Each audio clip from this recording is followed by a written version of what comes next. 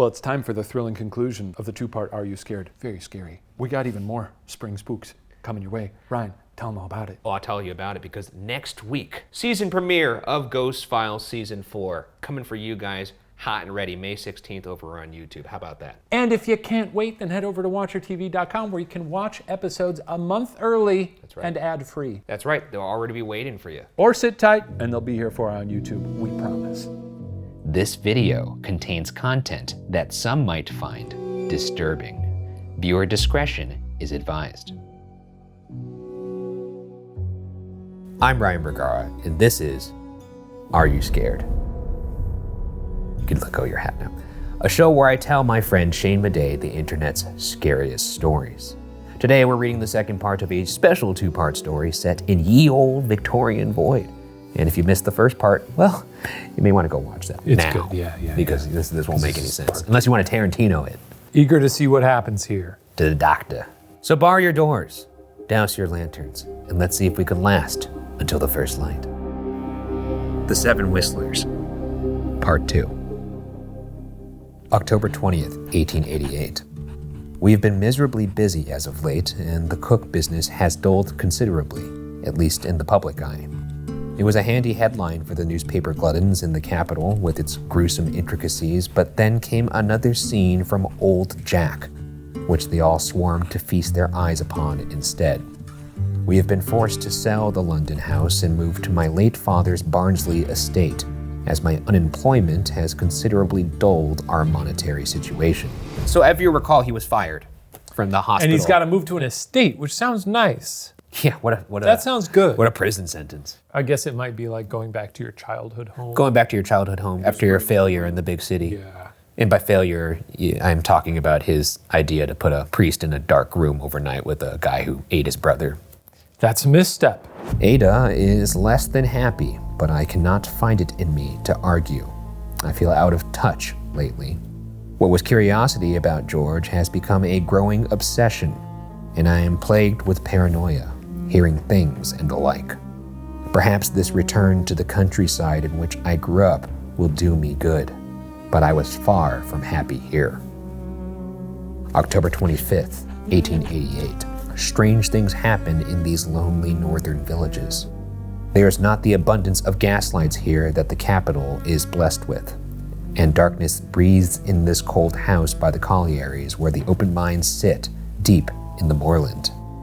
Ada has accused me of becoming surly and uninterested. It was only following her constant complaining about a whistling through the house, which is more than definitely the godforsaken wind, that caused me to snap. We have not spoken since, with her instead doting on Jacob, who remains willfully afraid of the new lodgings and will only sleep under a gaslight. Now we've got a shining setup. Yeah, they're not talking. Moving to it's the dark, isolated countryside. Yeah. He's gonna kill his wife and kid, right? Honey, surprise. I'm Jack the Ripper. We'll see. How much you want to bet he's Jack the Ripper? $650. Wow. $650. Sounds like you have a debt of $650. I gotta win this. What time is it? The clock is ticking. I don't think he's Jack the Ripper. I'm gonna put it out there right now. It's your loss. The locals are hardly any more welcoming, and any connection to my father is an additional slight, as I am aware the mining community and colliers still resent his iron fist upon the village. In an avoidance of my irritating family. My irritating family. My wife always going, yap, yap, yap. And my son going, blah, blah, blah, talk to me. This is fun because it's like if we had the inner monologue of Jack Torrance as he was going crazy. It sounds a little bit like it, yeah. In an avoidance of my irritating family, I have instead cast my interest back upon George Cook. My former fellows have decreed simple lunacy in my wake, which is ridiculous. Why would a man be so frightened of the dark? And what did he hear there in the midnight hour that left him petrified? I will go out tonight. I cannot stand any minute longer in this house. Okay, that's healthy. Go for a walk it off. Walks are good. And then you get back and you're like, I don't want to kill them. What was I thinking? I just needed some fresh air. I just needed some air. So much could be prevented, thank God. Close call. October 31st, 1888. Last night was startlingly awful. I must record the conversation which took place in the mill of the Black Monk's pub. There had been, by myself, an admittedly shameful consumption of gin, and I found myself cornered by Old John, a man who was known as a drunkard when I was a boy, and so now must be as old as the coal they are unearthing here, if not older. It is unfortunate that his ability to remember a face stays intact, and so there he was, pushing drink after drink into my sorry hands and probing me about poor old George Cook. I have nothing more to comment, I had slurred, and his evil little brow furrowed, lines dark and deep like veins of ore. Only superstitious folk may offer an explanation. Hey, you're not a superstitious fellow, are you? He cackled, eyes glinting strangely. Not since you became a fancy doctor. Except you're not now, so perhaps you're searching for something. This guy sounds like he'd be fun to talk to, frankly. I like this guy. I like know? Old John. If I'm a doctor and I'm disgraced, I want the town drunkard to come up to me and be like, look at you, you pathetic piece of shit, you know? And good on the town for calling him Old John and not Drunk John. Yeah, that's sweet. He probably was Drunk John earlier, and then he became Like, this guy's hanging in he's there. prolific, so it's like, You gotta acknowledge the legacy. yeah, that's right. I had grimaced, for in the raucous of the pub there was a ringing in my ears again.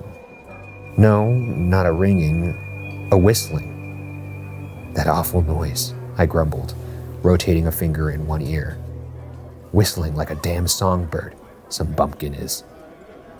John's face had gone strange then. If there's a whistle in your ear, and better not remark on it in these parts, he said, conspiratorially serious. That be the 7 whistlers, lad. On the moors. 7, I had snorted into my drink. There's only one. It's been doing my head in since August. George Cook's too, one might suppose. I confess in my drunkenness the lingering fear I had been retaining since that night on the streets of Barnsley was more than numb.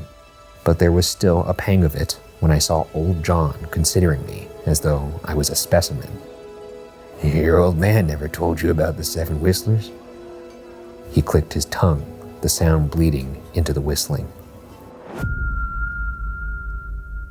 Okay, that's good. Put some reverb under that.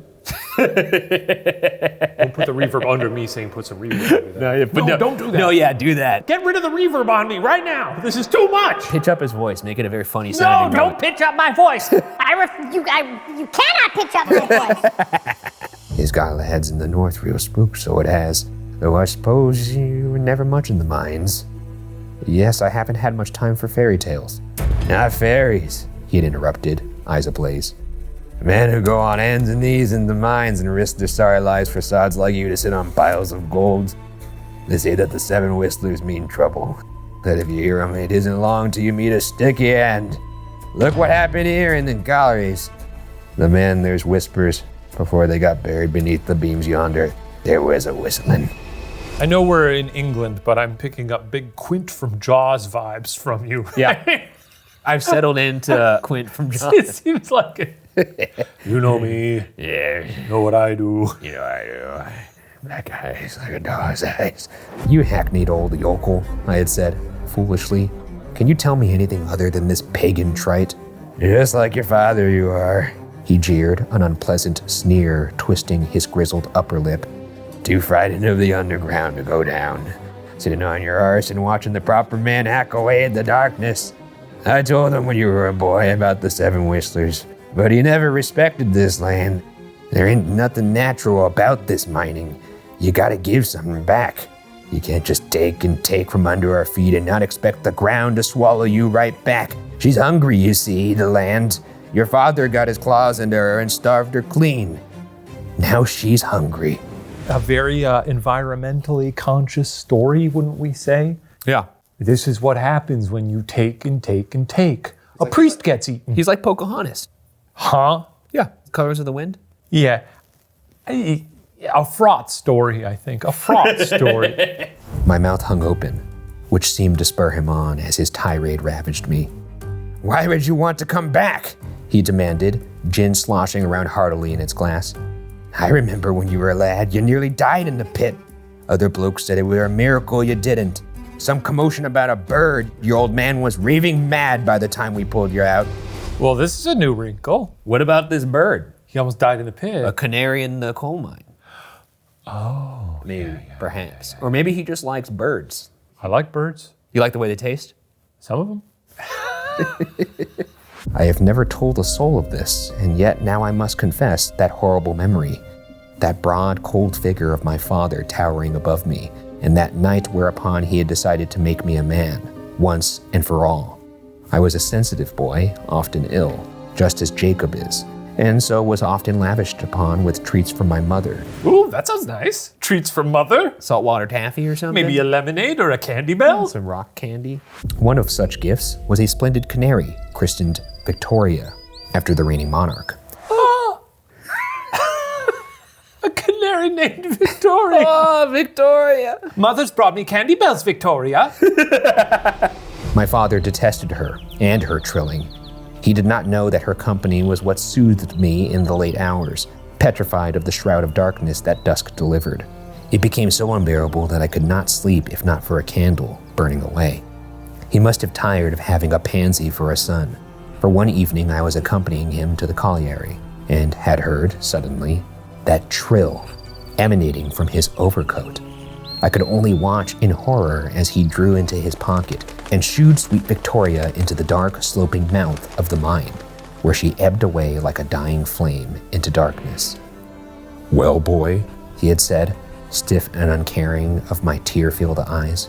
"If you want her back, you best go and fetch her." He had pointed into the horrible dark mouth, and beyond my terror, I had stumbled in. Jesus I'm Christ. picturing Pete Postlethwaite.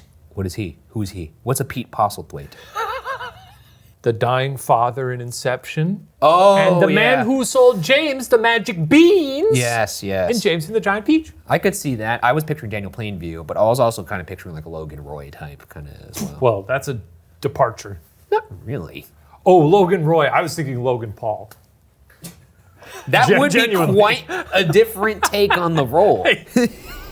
I understand now that he had not expected me to go in pursuit of Victoria, for had he known I would follow her down that tunnel, perhaps he would have certified that the support beams in that particular shaft were stable. But to his fading curses, I ran, and slowly the darkness had settled on me like a heavy shawl.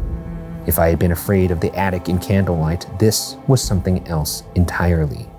In the unnatural carved walls of the mine, only weakening gaslights suggested any path ahead of me, and shadows seemed to stretch impossibly, as though I was swimming in the pupil of some giant all-seeing eye. That's a bar was right there, dude. shit, yeah. That was a fucking bar right there. Way to go, Freya. I probed forward into that underworld with shallow breath, until it grew so small I was forced to crawl. And then there the ceiling pressed fast on my shoulders, a long, low whistle as though from yards away, yet simultaneously as though an exhale on my cheek. It had an odd quality to it, inviting, but yet my nape still prickled. It seemed very much like a smile that does not reach the eyes. TFW, your nape still prickles. Jaw feel, dude. Jaw feel? Jaw feel, dude. That prickle in your nape? Yeah, dude. Victoria, I had called, weakly, spurred on slightly that she might be nearby and I could escape. There again, a long whistle. I could not discern the trembling of my body with that of the support beams above. It felt as though I had become suspended in the dark. The candle seemed so very far now, and my jaw slackened as I began to shuffle forward of my own accord. There was a crooning nature to the whistle, and I fancied that I could see her there, Victoria, like citron in the low light. Something seized my ankle. I screamed, naturally, and watched the infinite dark ahead of me fold in on itself just as the tunnel began to shake. I next recall lying under the sunset, my father screaming into my tear-streaked face. Though for me, it had been minutes. For him, it had been hours, and it had taken several men to locate me before the whole already weakening shaft had caved in on itself. I had then caused him 2 headaches, a ruined pit, and the wrath of my mother as I was bundled home, stunned.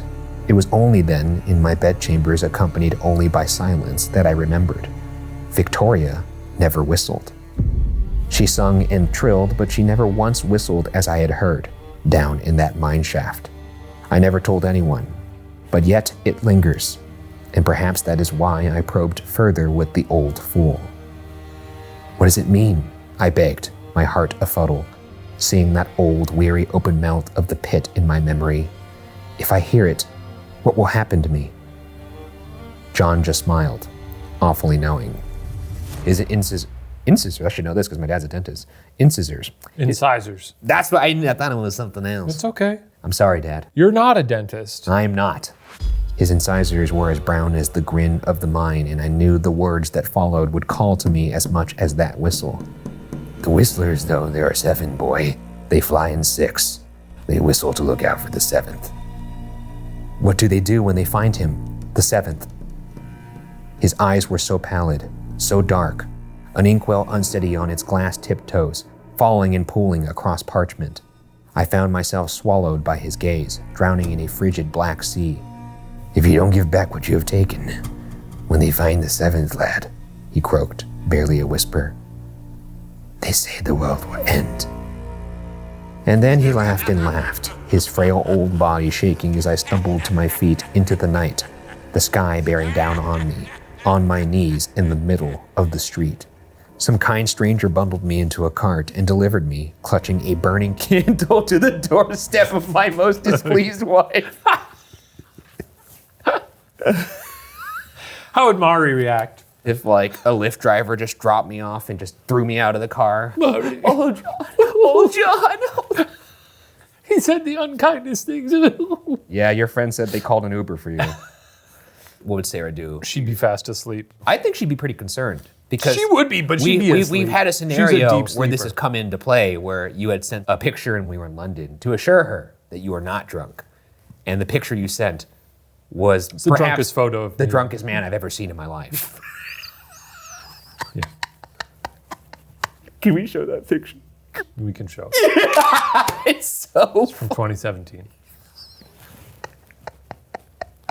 No one's ever looked as drunk as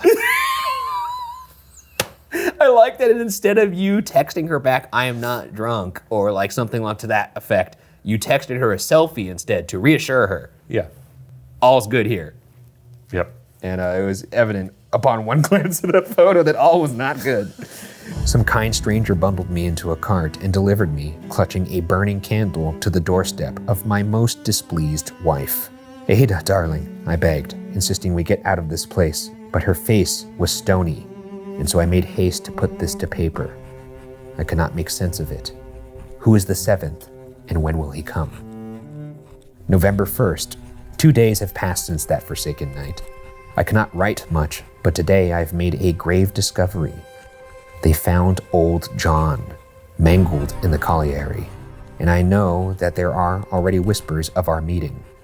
He was, according to several colliers, irritable and unforgiving of noise in the late hours at the pit. No one was in the room with him, but many say he was searching for the source of a whistling within a machine when he was pulled into the winding engine, his head quite crushed. Not an uncommon accident, but strange he might investigate the machinery head first without halting the mechanisms. One young man reported he was laughing even as the wheel began to grind his skull, but most have disregarded this as juvenile fallacy. That's not a long time to laugh. That's one snort at most, Yeah, that's- 2. Yeah, I guess so. I myself cannot sleep. All I can do is write in candlelight. I cannot stand my son's cries when drafts make candles flicker. I cannot stand the snip of my wife, straining to hear if it is still out there. I must go down. I must find Victoria. I am sure if I find her, she will cease that damned whistle. All right, I guess this guy's off the deep end. I gotta find my I must childhood find. pet. Canaries can't live very long, right? What's the life expectancy of a bird? You should know that, Birdman. Well, my parrot was meant to live 60 plus years. He got a cold and died. November 4th. I know what I must do. The men in the mines and Arnold, they were 3. Then poor old Father Chermond was the 4th. George Cook went to the gallows as number 5. And old John's wheeze still sings out from the moors. That's the noise he was making when he's getting crushed. Or just...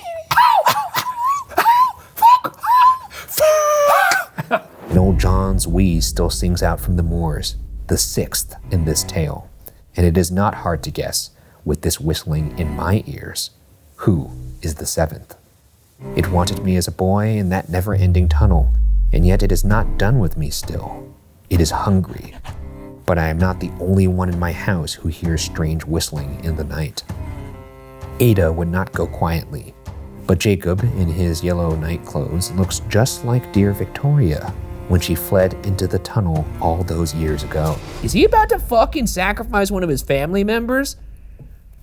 Maybe. He's like, they want blood. I got blood for them. I have two annoying people at home. Do you think now that his father experienced the same thing? The same whistling, and that's why he put a canary in his pocket.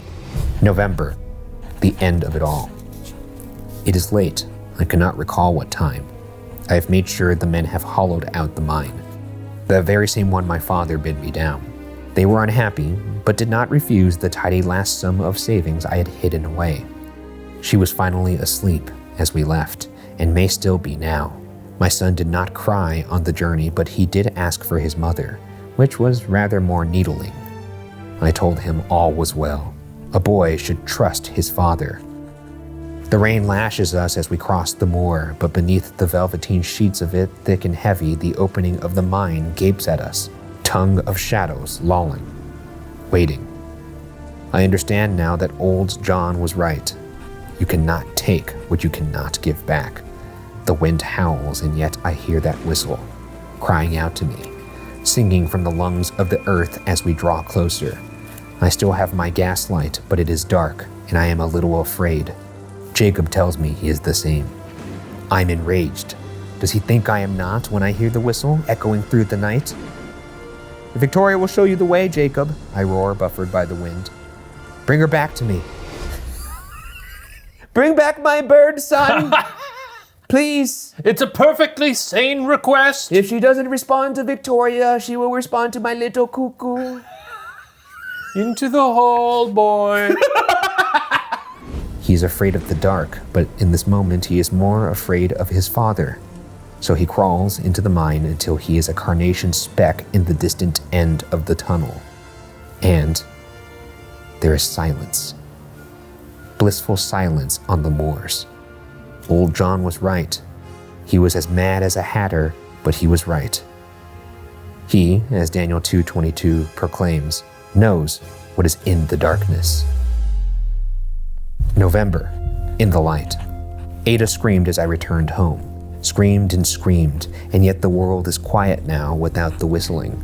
It is even quiet as I hear the whistle of the Yorkshire constables, now as the officers round the street. These were notes of one Nigel Fairfax on the 7 whistlers. No longer a doctor, though I am sure they will cover that in the paper. I am writing by candlelight, so I do apologize if we in the dark we should not be afraid to give what we take. I am nearing the end of my candle, but it is so quiet, and yet, oh God, what is that in the dark? I gave it what it desired. I gave everything, yet the officers are not whistling any longer. They are outside my study, and yet what can I hear again so cheerfully over the moors? Can you hear it too?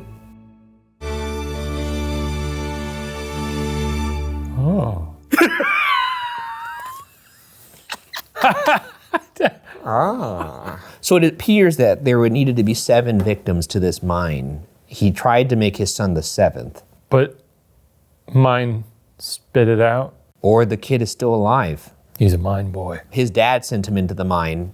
Then he somehow survived. I don't think his dad ever expected him to survive. I think that's exactly why he sent him in there. His dad was also dealing with a some 7 whistlers sort of whistlers, situation. and he was like, oh, a generational thing, yeah, like Jaws. Anyone he comes into contact with, they hear the whistling. It's almost scarier when you don't understand it. That's great. I enjoyed I myself. had a lot of fun.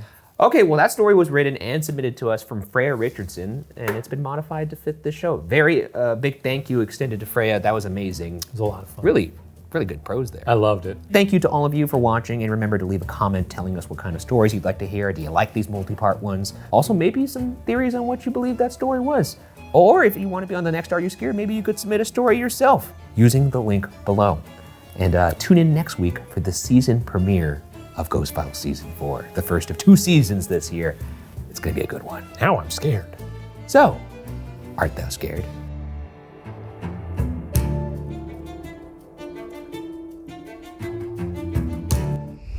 The boys are out tonight. Let's start then. Let's do this. Hello? Do you like living here? Do you like being dead here? I think that's the question. Do you like being dead here? If so, ring that bell. Oh, yeah, there we go. I felt like he walked out of that room and put his hand on my shoulder. Hoo! What? The fucking ship is moving. I don't know if it's the power of suggestion, but I did feel a slight tickle on the bottom right of my foot. He's really stomping around up there. All right. Ooh. I actually spun a little too much on that one. I don't even know what this is. This is just a move I'm making up on the fly. This is a Philip Glass song. You recognize this one? What the fuck? This is the first episode of Evidence Room. I kind of just exhaustively lay out all the evidence that we found in any particular location. Season premiere of Road Files. Here is just a little bit more of the behind-the-scenes stories from myself, Shane, and some of the crew members. It really looks good on you. Here's your challenge.